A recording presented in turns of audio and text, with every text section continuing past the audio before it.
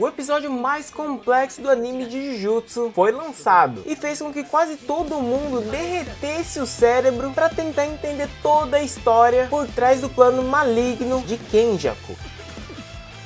E eu aposto que você também é fã e ficou perdido nesse episódio. Mas pode ficar de boa que se você assistir esse vídeo até o fim, vai entender a verdade por trás do selamento do Gojo e de como a aparição imprevista de Toji foi o ponto-chave para todo mundo do Jujutsu ficar à beira do colapso. E óbvio também que inclusive vamos falar sobre o jogo do abate, as regras e do porquê Kenjaku está fazendo isso. Mas antes de tudo, já vai deixando seu like e se inscreve no canal para ajudar o canal a crescer mais e mais, beleza? Bom, para tentar entender tudo que rolou, primeiro temos que conhecer quem é a pessoa por trás de todo o plano do Culling Game, jogo do abate. Temos revelado pelo Tengen que a verdadeira identidade do inimigo, que atualmente possui o corpo de Geto, se chama Kenjaku. Ele é um feiticeiro que já teve conexão direta com Sukuna, ou seja, ele é um feiticeiro com pelo menos 1000 anos de vida. Agora, em relação ao Tengen, vocês viram que a aparência dele é meio esquisita, parecendo até um alien? Essa aparência de Tengen é a representação da perda da humanidade através do passar do tempo. Tengen explica que após ele falhar de se fundir com o receptáculo do plasma estelar, ou seja, Ariko Amanai, há mais de 12 anos atrás, o seu envelhecimento acabou acelerando, mas não no sentido biológico comum. Ele na verdade acabou evoluindo. E um ponto interessante a se notar é que Tengen se refere a si mesma com pronomes femininos, pois ao que aparenta, originalmente ela era uma mulher. Por isso que inclusive quando ela precisava se fundir com o receptáculo do plasma estelar era sempre também uma mulher, provavelmente por compatibilidade. Mas devido ao fato dela acabar evoluindo, ela acabou se tornando uma entidade imortal sem um gênero fixo. Por isso que às vezes vocês podem achar que a legenda tá errada, porque a aparência se parece mais a de um homem, mas que na legenda aparece pronomes femininos. Ali na salinha de domínio do Tengen, eles estão na tumba estelar, onde também descobrimos que nada é por um acaso. No mundo de Jujutsu, existe uma ligação do destino entre três entidades, sendo elas o Mestre Tengen, o receptáculo de plasma estelar e o usuário dos 6 olhos, revelando que há mais de 1000 anos, essas três coisas sempre estiveram interligadas pelo destino, onde o Kenjaku já tentou interferir pelo menos 2 vezes, mas nunca com sucesso. Na primeira vez, num passado distante, ele batalhou contra um antigo usuário dos 6 olhos daquela era, para tentar impedir a fusão de Tengen com o receptáculo, mas no fim ele foi derrotado e o destino garantiu a fusão de Tengen. Já num passado intermediário, a segunda tentativa de Kenjaku não foi mais derrotar os 6 olhos, mas sim identificar e assassinar o usuário dos 6 olhos após o seu nascimento, e o mesmo se aplicaria ao receptáculo de plasma estelar. Então no primeiro mês de vida de ambos, Kenjaku consegue assassinar as duas crianças. Porém, mesmo tendo matado ambas as entidades para tentar parar a fusão com Tengen, novos portadores acabaram aparecendo do nada para prosseguir com a fusão de Tengen. Ou seja, mesmo ele tendo matado as duas crianças, tanto os 6 olhos quanto o receptáculo, antes de chegar na data limite, apareceu um novo usuário dos 6 olhos, protegendo e levando consigo o receptáculo de plasma estelar, afirmando que o destino ele é absoluto. Mesmo com a morte de ambos, o universo se autocorrige para garantir essa fusão de Tengen. Porém, aconteceu algo que não estava previsto. Em 2006, há 12 anos atrás, sem Kenjaku ter planejado nada, indiretamente o universo trabalhou a seu favor. A intervenção de Toji Fushiguro, derrotando os 6 olhos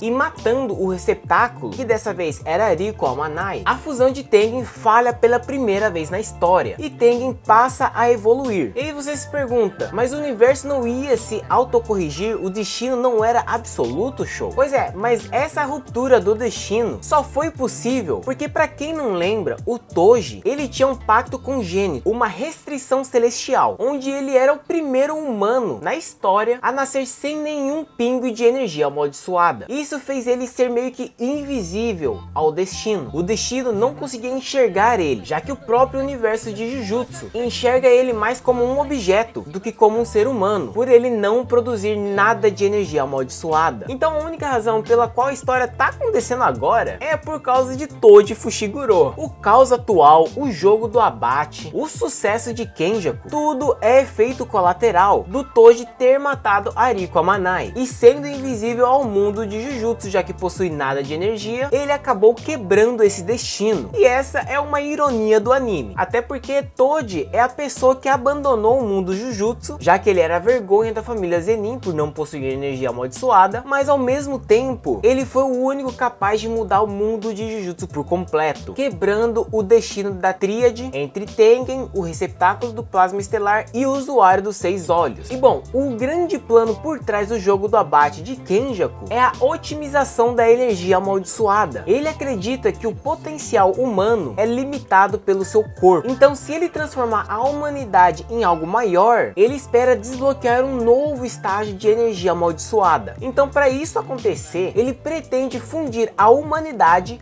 com o Mestre Tengen. Mas como isso é possível, você se pergunta? Então, vocês lembram que Tengen passou a evoluir depois que não conseguiu se assimilar com Ariko Amanai? Então, essa evolução fez com que ele perdesse o seu eu. Ele se tornou uma massa de consciência pura, que está por todo o Japão, em todos os lugares ao mesmo tempo, se aproximando mais de uma maldição do que qualquer outra coisa. E daí eu não sei se vocês lembram, mas atualmente o Kenjaku possui o corpo de Geto, ou seja, ele consegue utilizar a técnica de Geto da manipulação de maldição. Então, se ele utilizar a manipulação de maldição no Tengen, que atualmente se aproxima mais de uma maldição do que qualquer outra coisa, ele vai conseguir forçar Tengen a se fundir com toda a humanidade. Então, o grande medo de Tengen é que assim que ele for fundido com todos os humanos, milhões de pessoas se tornarão um ser que está fora da previsão de todos. E aí que entra o problema, já que o Tengen se tornou uma massa de consciência que está interligada, dividido por todo lugar. Se apenas uma pessoa que estiver dentro dessa fusão ter algum pensamento maligno, ódio ou desespero, essa emoção não vai ter nenhuma barreira para poder conter ela. Ela vai acabar se espalhando instantaneamente por toda a consciência coletiva. A humanidade se tornará uma super maldição insana, de proporções planetárias talvez. Um ser gigante de puro caos e sofrimento. E o objetivo do Kenjaku é esse. Mesmo se der errado essa fusão e uma super maldição nascer disso, ele não liga, ele não quer controlar essa super maldição. Tudo isso para ele é um experimento. Ele quer ver essa abominação nascer só para ver o que acontece. Isso tudo porque Kenjaku, ele é visto mais ou menos como um cientista louco no mundo de Jujutsu. Isso é somente mais um experimento para ele. E bom, o jogo do abate é um mecanismo ritualístico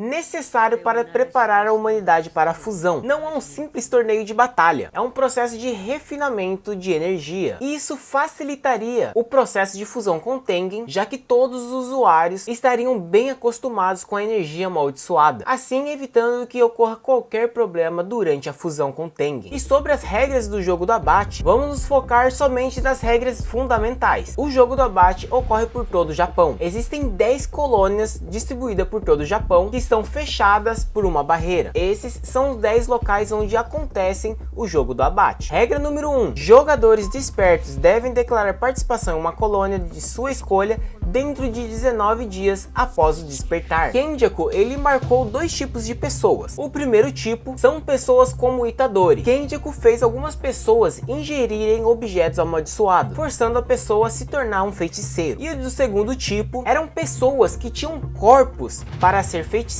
mas elas não tinham um cérebro de feiticeiro. Então tudo que Kenjaku fez foi alterar o cérebro delas, utilizando a técnica de transfiguração que ele roubou de Mahito. E é por causa disso que a gente vê o desespero de Megumi para salvar a irmã dele, porque a irmã dele é uma dessas vítimas que vai ser obrigada a participar do jogo do abate. Regra número 2. Jogadores que violarem a regra anterior estarão sujeitos à remoção da técnica amaldiçoada. Shoko deduz que essa remoção de técnica amaldiçoada pode acabar resultando na morte. Mas por que isso? Porque a técnica amaldiçoada está gravada no cérebro. Remover a técnica acabaria na destruição do próprio cérebro. Inclusive, coitada da nossa Shoko, ela acabou perdendo o último amigo que restou dela, que era o Gojo, e agora a coitada vive fumando e bebendo. E a gente consegue notar que não é simplesmente só fumar ou beber, ela tá fazendo ambos numa escala escrota, porque olha só quantos cigarros tem aqui nessa cena. E também não dá pra não elogiar essa cena. Tem uma uma qualidade de animação muito boa, que a nossa Choco certamente merece muito. Regra número 3, não jogadores que entrarem na barreira tornam-se jogadores no momento da entrada. Isso impede missões de resgate. Qualquer soldado, médico ou civis que tentarem entrar para ajudar, automaticamente vão se tornar um participante do jogo do abate, sujeito às regras da morte. Essa é uma boa regra para evitar que pessoas entrem e saiam da barreira, porque uma vez que você entrou, acabou, meu filho, você tá dentro do jogo e você tá participando. Agora é matar ou morrer. Regra número 4, jogadores ganham pontos ao acabar com a vida de outros jogadores. Ou seja, estilo Battle Royale, o jogo não dá pontos por nocaute ou submissão, ela exige a morte do outro. Isso meio que coloca um asterisco pro Itadori e pro Megumi, porque eu fico me perguntando, para eles salvar a irmã do Megumi, eles precisam jogar um jogo que exige que você assassine outra pessoa. Regra número 5, o valor da vida é determinado pela seguinte forma: se você matar feiticeiros, você ganha 5 pontos, e se você matar não feiticeiros, você recebe 1 ponto. Ou seja, lembra que no final da segunda temporada, Kenjaku acabou soltando milhares de maldições pelo Japão? Então provavelmente várias dessas maldições estão dentro dessas barreiras, dentro dessas colônias. Então a única solução barra saída que eu consigo enxergar é você fazer farm de não feiticeiros, ou seja, farms de maldições. Regra número 6, jogadores podem gastar 100 pontos para negociar com o mestre do jogo e adicionar uma nova regra. Essa é a esperança do pessoal, achar uma forma de farmar esses 100 pontos para poder acrescentar uma regra onde elas conseguem salvar as pessoas de dentro do jogo do abate. E a próxima regra, se a pontuação de um jogador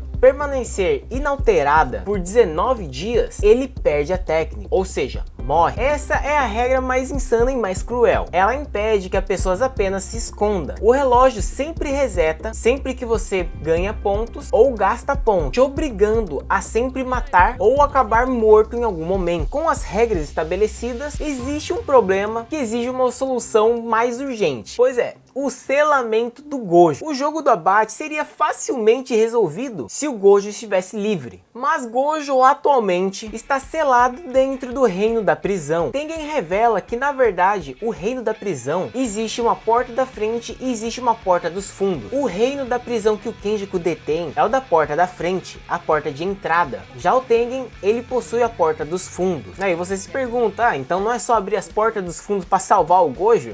Não é tão fácil assim. Tengen diz que é impossível abrir pela porta dos fundos. O reino da prisão só permite ser aberto pela porta da frente. A única maneira de forçar o liberamento do Gojo seria usando uma arma amaldiçoada, que cancelaria ou anularia o efeito do reino da prisão. Para isso existem duas opções. Uma delas seria a lança invertida do céu, uma arma da família Zenin, que inclusive foi utilizada por Toji para matar o Gojo pela primeira vez. Essa arma, quando encostada em qualquer coisa ou pessoa, ela anula a técnica ou feitiço do usuário. Porém, Tengen diz que o Gojo ele acabou destruindo essa espada ou a escondendo em algum outro país. Então só nos resta a segunda opção, e essa opção seria a corda negra, utilizada pelo Miguel no filme de Jujutsu Kaisen Zero. A corda negra tem o mesmo efeito de anular a técnica. A única diferença dela é que ela vai se desgastando com o tempo com o uso. E na luta do Miguel contra o Gojo, a corda acabou sendo utilizada por completo. Ou seja, graças ao próprio Gojo, as duas armas amaldiçoadas capazes de libertar ele foram destruídas por ele mesmo. Outra ironia do destino que esse desgraçado causa. Porém, Tengen explica, ele diz que existe na verdade uma outra possibilidade. No jogo do abate existe uma feiticeira chamada de Anjo. Ela tem uma técnica de maldição que anula qualquer outra técnica. Então agora o objetivo mudou. Está mais claro do que nunca. O pessoal vai ter que entrar no jogo do abate, descobrir uma forma de salvar as pessoas ali de dentro e tentar localizar, encontrar essa feiticeira Anjo e de alguma forma convencer ela a ajudar eles a libertar o Gojo. Então, dado o objetivo final, a missão de cada integrante fica da seguinte forma: Choso e Yuki ficam ao lado de Tengen na tumba da estrela para proteger Tengen caso Kenjaku apareça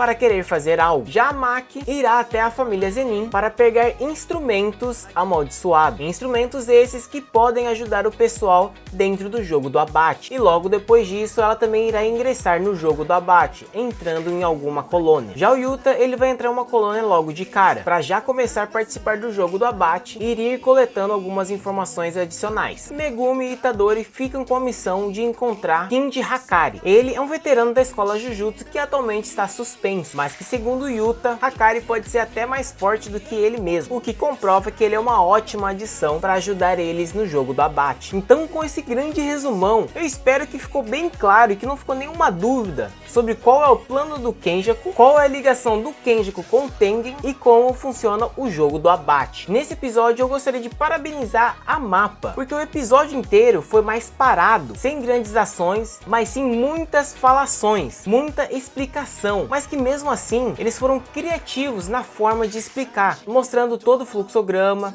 a linha do tempo, cada exemplozinho eles foram colocando na tela toda a ligação de uma coisa que leva a outra, facilitando assim a compreensão de um episódio que foi tão confuso. Mas agora a pergunta que fica: será que eles vão conseguir realmente encontrar o anjo? E não só isso, como eles vão fazer para convencer ela de libertar o Gojo? Me diz aí a sua teoria aqui no comentário, mas ó, por favor, sem spoiler do mangá, porque eu e outras pessoas ainda não lemos o mangá, então a gente só sabe das coisas do anime. Me diz aí o que vocês estão achando desse início de Jujutsu Kaisen na terceira temporada, e se você gostou do vídeo e não ficou nenhuma dúvida sobre o jogo do abate, já vai deixando aquele like e se inscreve no canal, porque isso mostra que eu realmente consegui ajudar vocês. Mas é isso, galera, te vejo na próxima, no próximo vídeo. Falou!